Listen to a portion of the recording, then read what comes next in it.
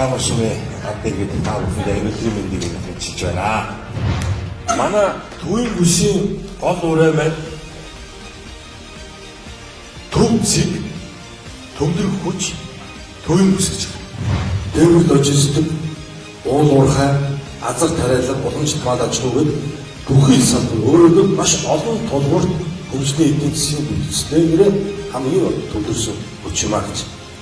Тийм учраас манай төвийн бүстэй одоо ийм улс төрийн төлөөллийн хүч төвлөрж байгаа юм аа. За манай Сэлэнг аймгийн онцлог бол ерөөсөө одоо азар тариалангийн Монгол улсад одоо Монгол улсыг 70% дангаараа хангадаг ийм хөдөлмөрч алдтмэ. За энэ дээрээс өөрөлдсөн бид одоо хүнсний хувьсгалыг сэлгэгчүүд маань бэхлүүлж байна.